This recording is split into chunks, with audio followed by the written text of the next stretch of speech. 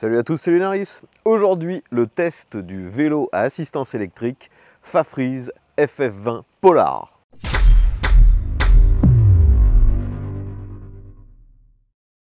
Donc les amis, si vous suivez régulièrement ma chaîne pour les tests de vélos électriques, vous connaissez la marque Fafrize.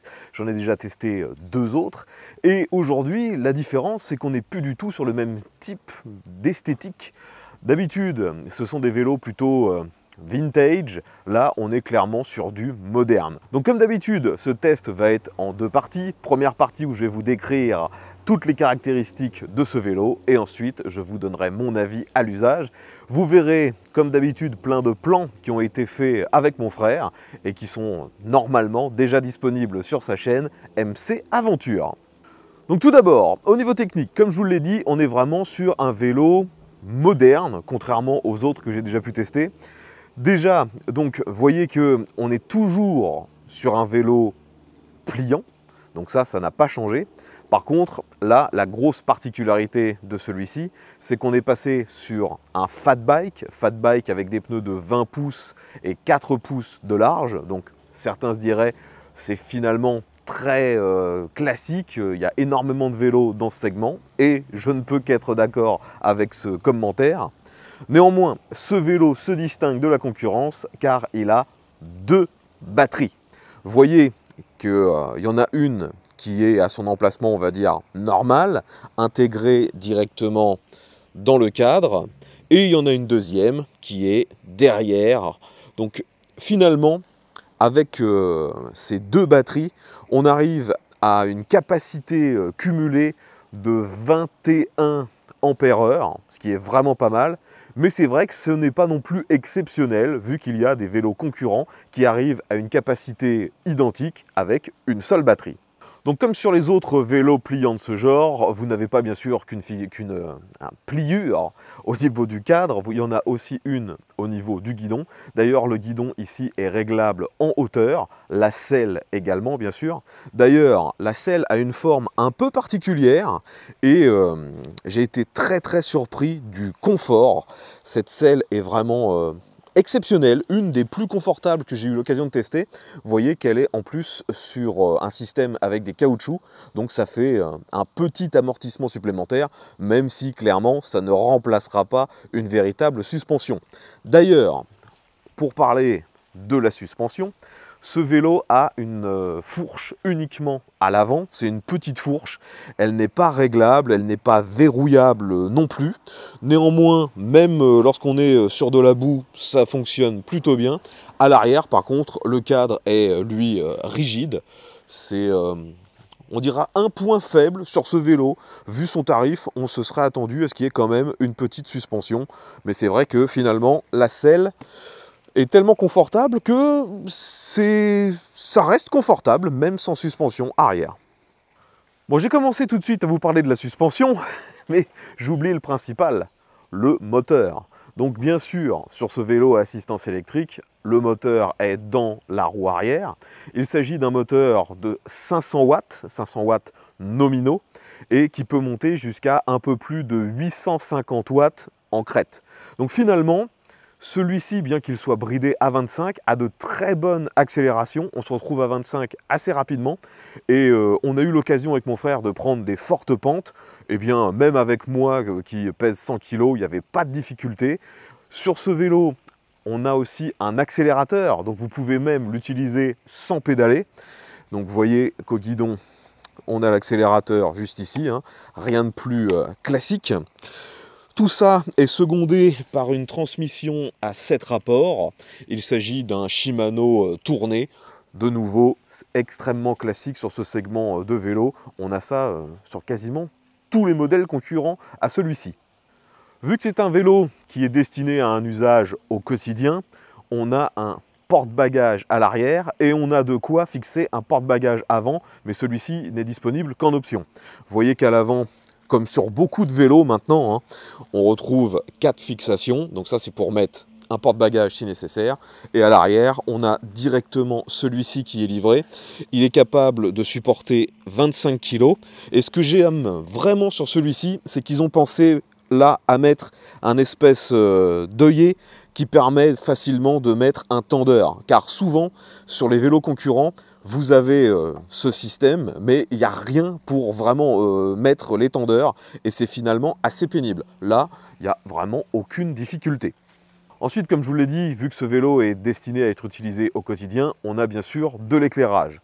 À l'avant, un gros phare LED, et en dessous de celui-ci, vous avez un catadioptre. On a aussi des catadioptres directement sur les rayons.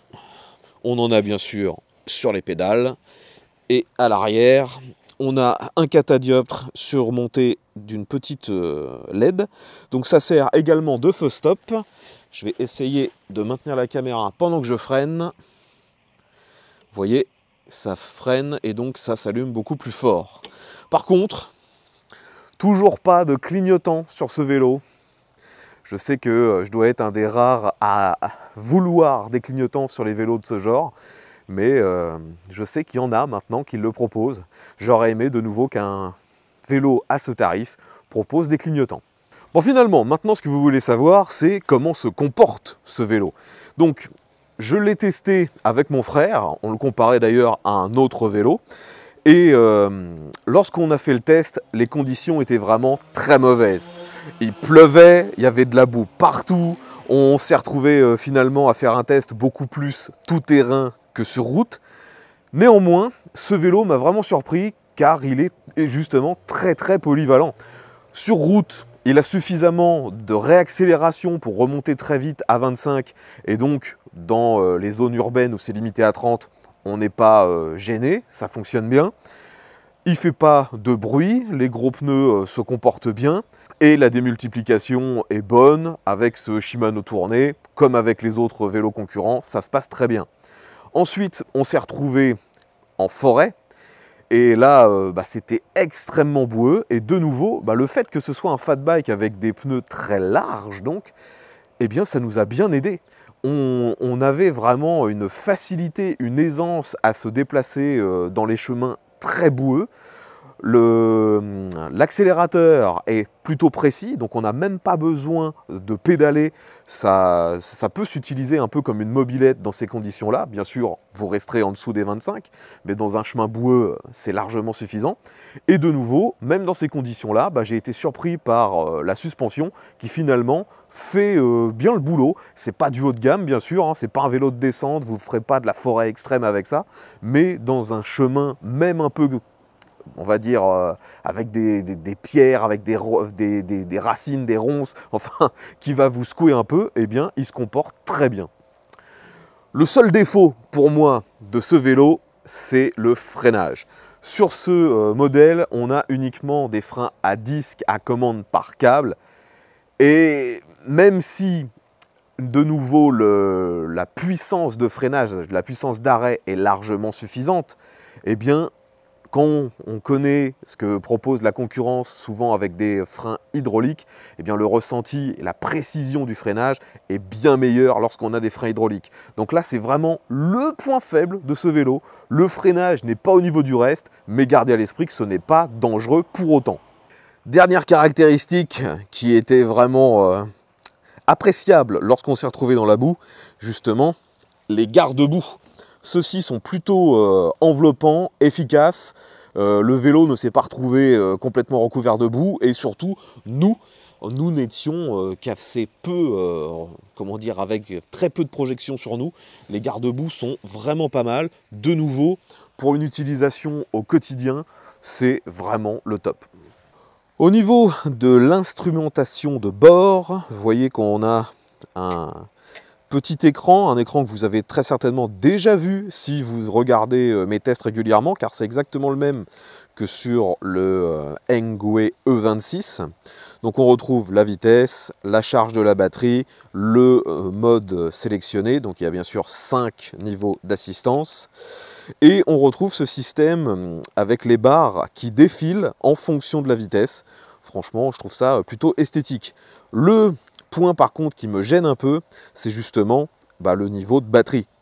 Comme je vous l'ai dit, ce vélo est équipé de 2 batteries et qu'on en utilise une ou les deux, eh bien l'écran n'est pas capable de faire la différence. car vous voyez que celle qui est dans le cadre, il n'y a pas réellement de bouton pour l'allumer. Dès qu'elle est dans le cadre, elle est forcément reliée donc au vélo. Par contre, celle qui est derrière, là vous avez un bouton qui permet de l'allumer ou de l'éteindre. Donc là, vous voyez qu'elle est, elle est éteinte, pardon. Il faut que j'arrête de bafouiller. Donc elle est éteinte. Si je l'allume, eh bien, il n'y a aucun changement. On était à fond tout à l'heure, on est toujours à fond maintenant. Donc l'avantage de ce système, c'est que vous pouvez rouler avec une seule batterie et attendre d'être vraiment en panne d'énergie pour allumer la deuxième. Et vous pouvez même rouler avec une seule batterie. C'est tout à fait faisable d'en utiliser une pendant que l'autre est en train de se recharger chez vous, par exemple.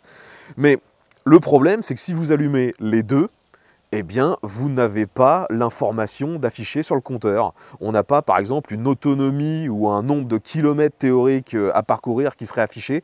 Ça, je trouve que c'est vraiment dommage.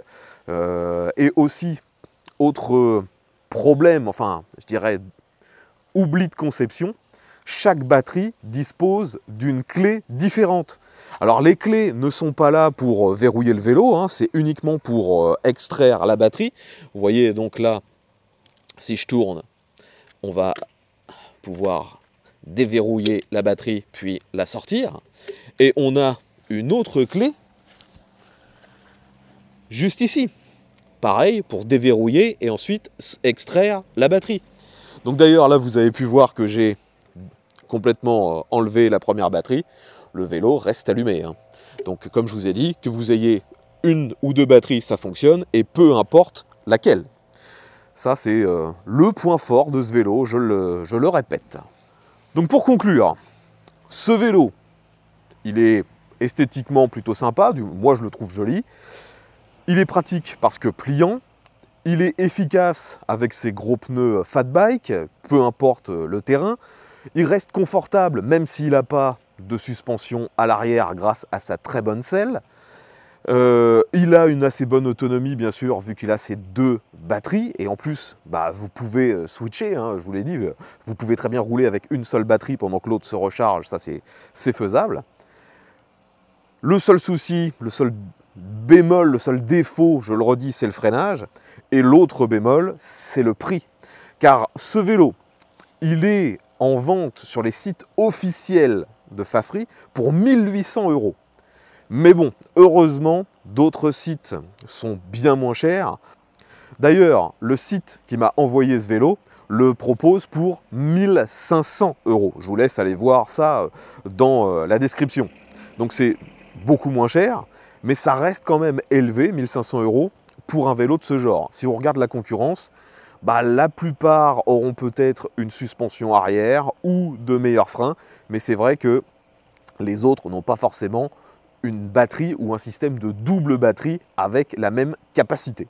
Enfin voilà les amis, tout ce que je pouvais vous dire sur ce FF20 Polar. C'est actuellement un des modèles les plus haut de gamme dans la marque Fafri.